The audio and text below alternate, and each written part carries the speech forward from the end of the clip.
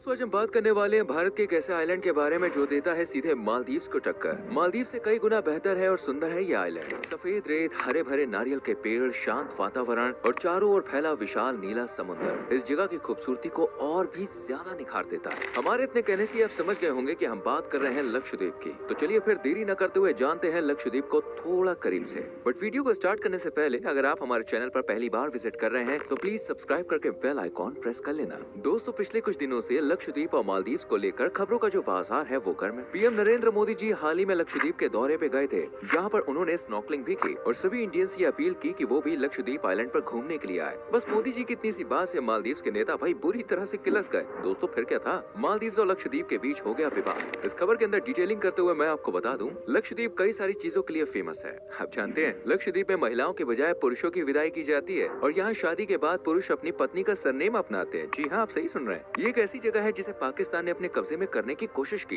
लेकिन सरदार वल्लभ भाई पटेल जी के आगे पाकिस्तान की भाई एक भी ना चली। और ये कोई मामूली आइलैंड नहीं है बॉस, बल्कि मूंगा चट्टानों पर बना हुआ है। और भी कई ऐसी बातें हैं जो लक्षद्वीप को अन्य आइलैंड से अलग बनाती है। इस वीडियो को देखने के बाद यकीनन आप भी लक्षद्वीप घूमने के लिए उत्साहित हो जाएंगे। दोस्तों लक्षद्वीप भारत का सबसे छोटा केंद्र शासित प्रदेश है, जिसका कुल क्षेत्रफल मात्र 32 स्क्वायर किलोमीटर का है। यानी आप एक दो दिन में पैदल ही पूरा द्वीप घूम सकते हैं। लक्षद्वीप संस्कृत और मलयालम भाषा से लिया गया एक शब्द है, जिसका मतलब होता है 1 लाख द्वीप। यानी ये आइलैंड कई सारे द्वीपों से मिलकर बना है। यहाँ पे असल में 36 आइलैंड्स का एक समूह है, लेकिन इनमें से सिर्फ 10 आइलैंड पे ही लोग रहते हैं और अन्य आइलैंड्स पूरी तरह से वीरान पड़े हुए हैं। प्रदेश की आबादी 66,000 के आसपास है और अधिकतर आबादी इस्लाम धर्म को मानती है। करीब 96.58% लोग यहाँ इस्लाम धर्म को मानने वाले हैं। यहाँ पर सबसे ज्यादा बोली जाने वाली भाषा मलयालम है। लक्षद्वीप का इतिहास हजारों साल पुराना माना जाता है। 3000 साल पहले से भी अधिक समय से लोग यहाँ पर रह रहे हैं। राजा चेरमन पेरुमल को आधिकारिक तौर पर इस आइलैंड को बसाने का क्रेडिट दिया जाता है। एक समय पर यहाँ पर हिंदू और बुद्धिस्ट राजाओं का वर्चस्व हुआ करता था। 7वीं सेंचुरी में एक सूफी संत यहाँ पे आए और पहली बार इस्लाम धर्म का यहाँ पे आगमन हुआ। लेकिन इसके बाद भी दोस्तों इस आइलैंड पर हिंदू राजाओं ने ही शासन किया। 12वीं शताब्दी के बाद बौद्ध धर्म यहाँ पर फैलना शुरू हुआ। पुर्तगालियों से लेकर मुगलों तक ने इस आइलैंड पर अपना कब्जा किया। टीपू सुल्तान ने भी इसे अपने साम्राज्य में शामिल किया था। यह आइलैंड समुद्री व्यापार मार्ग के बीच में आता था और अरब व्यापारियों का यहाँ पर आना जाना लगा रहता था। उन अरब व्यापारियों के कारण ही यहाँ पर इस्लाम धर्म का प्रचार प्रसार किया गया। टीपू सुल्तान की मौत के बाद इस आइलैंड को अंग्रेजों ने अपने अधीन ले लिया और बाद में साल 1956 में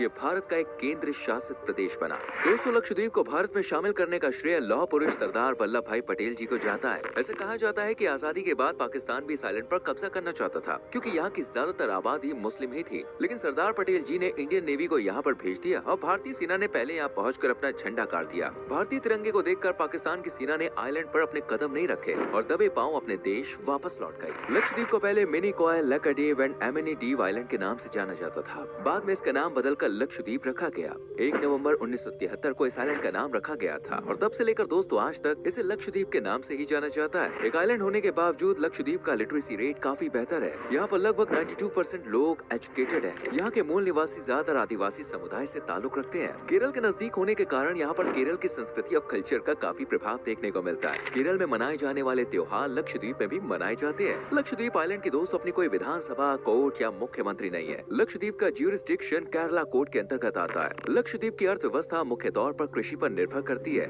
नारियल के अलावा यहाँ पर इमली, बादाम और बीटल नट्स का उत्पादन भी होता है। नारियल को प्रोसेस करके नारियल का तेल और नारियल के लड्डू भी यहाँ बनाए जाते हैं। लक्षद्वीप आने वाले जो लोग होते हैं ना, वो नारियल से बने ताजा प्रोडक्ट्स जरूर खरीदते हैं। खेती बाड़ी के अलावा यहाँ पर मछली का कारोबार भी भाई बड़े लेवल पे किया जाता है और भारत के कई राज्यों में लक्षद्वीप से मछली की सप्लाई की जाती है। साल भर में लगभग 1 लाख टन ट्यूना मछलियों का व्यापार लक्षद्वीप आइलैंड के जरिए किया जाता है। इन सब के अलावा टूरिज्म इंडस्ट्री भी अब यहाँ के लोगों की आय का एक मुख्य स्रोत बन गई है। लक्षद्वीप की टोटल समुद्री रेखा 132 स्क्वायर किलोमीटर की है। यहाँ के बीचेस वाकई में बहुत ही खूबसूरत है। अगर आप कुछ समय प्रकृति के नजदीक सुकून के पल बिताना चाहते हैं ना दोस्तों, तो लक्षद्वीप को अपने विश लिस्ट में जरूर शामिल कीजिए। ऐसे कहा जाता है कि कम बजट में मालदीव्स का आनंद लेना हो तो भैया लक्षद्वीप आ सकते हैं। लेकिन आपको बता दें असल में ये जगह मालदीव से कई गुना बेहतर और सुंदर है। सुरक्षा के मामले में भी लक्षद्वीप बेस्ट आइलैंड माना जाता है। यहाँ आप अपने परिवार के संग, दोस्तों के संग या फिर अपने पार्टनर के साथ आ सकते हैं। वैसे आप चाहे किसी के भी साथ आए, यहाँ भरपूर एंटरटेनमेंट आपको मिलने वाला है भर भर के बॉस।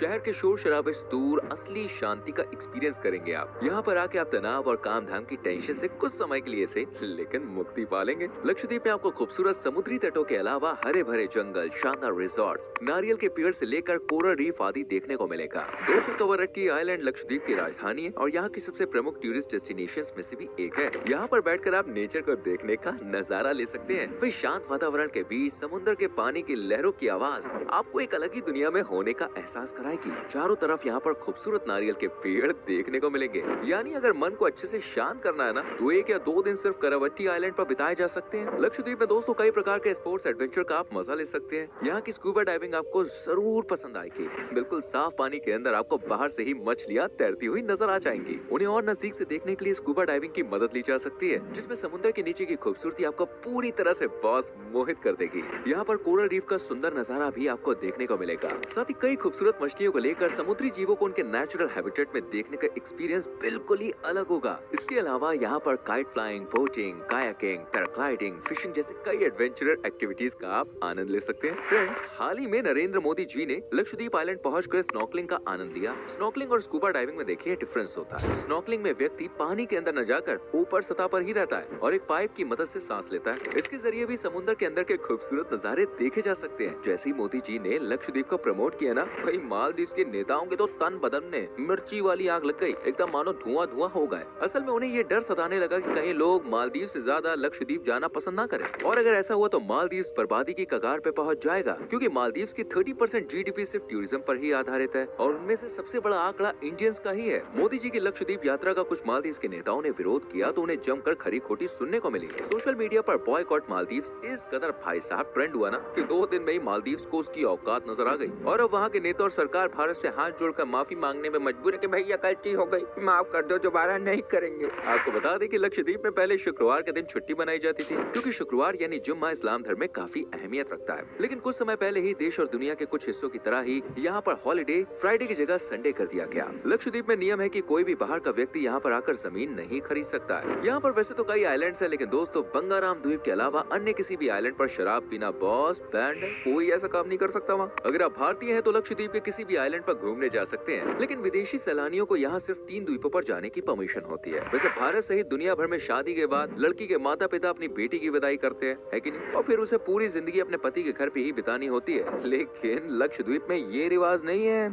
यहाँ पर शादी के बाद लड़का अपने ससुराल जाता है और घर जमाई बन के रहता है, तो लड़कियों की मेरे ख्याल से ये जगह फेवरेट हो सकती है। चलिए अब आपको लक्षद्वीप की उन जगहों के बारे में बता देते हैं जहाँ पर आप घूमने के लिए जा सकते हैं। अगर आप समुद्री मार्ग से लक्षद्वीप जा रहे हैं तो आप सबसे पहले अगट्टी आइलैंड पे ही कदम रखेंगे। ये आप चंद घंटे में पैदल ही घूम सकते हैं। इसके बाद आप मिनिकॉय आइलैंड जा सकते हैं, जो लक्षद्वीप का प्रमुख आइलैंड है। इस आइलैंड का मुख्य आकर्षण का केंद्र बॉस एक लाइट हाउस है, जिसकी स्थापना हुई थी 1885 में। इस लाइट हाउस के टॉप से आप पूरे लक्षद्वीप का खूबसूरत नजारा देख सकते हैं। मिनिकॉय आइलैंड को लक्षद्वीप की लोकल लैंग्वेज में मलिकू भी कहा जाता है। ये पूरे आइलैंड का दूसरा सबसे बड़ा द्वीप भी है। यहाँ पर सफेद रेत के बीच आप जम के मौज मस्ती कर सकते हैं। वैसे तो लक्षद्वीप के सभी आइलैंड्स पर सनसेट और सनराइज का खूबसूरत नजारा देखा जा सकता है, लेकिन जो बात बंगाराम आइलैंड की है ना, वो अन्य किसी आइलैंड की नहीं है। पूरे लक्षद्वीप में सबसे खूबसूरत सूर्योदय और सूर्यास्त का नजारा आपको इसी आइलैंड पर देखने को मिलेगा। साथ ही यहाँ पर स्कूबा डाइविंग के साथ साथ डॉल्फिन्स और अन्य मछलियों के साथ तैरने का मौका भी आपको मिलेगा। वाटर स्पोर्ट्स और एडवेंचर एक्टिविटीज का भरपूर आनंद लेना चाहते हैं तो कल्पेनी आइलैंड और कदमत आइलैंड को अपनी विश लिस्ट में जरूर शामिल कीजिए। लक्षद्वीप के लोग की दरिया दिली भी बॉस आपका दिल जीत लेगी। यहाँ के लोग मेहमान नवाजी में आय हाय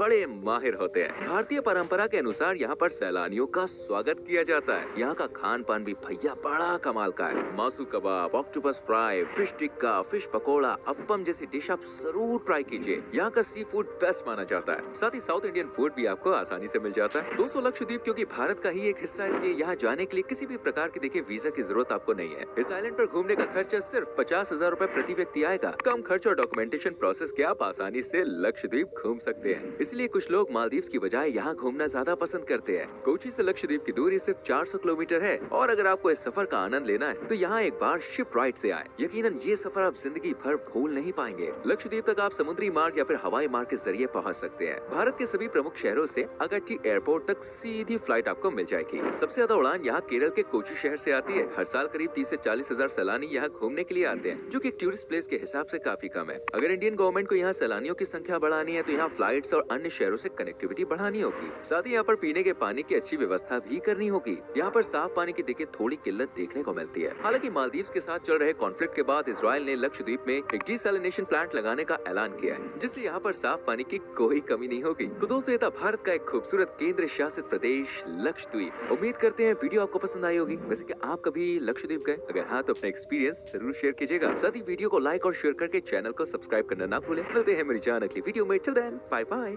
टेक केयर।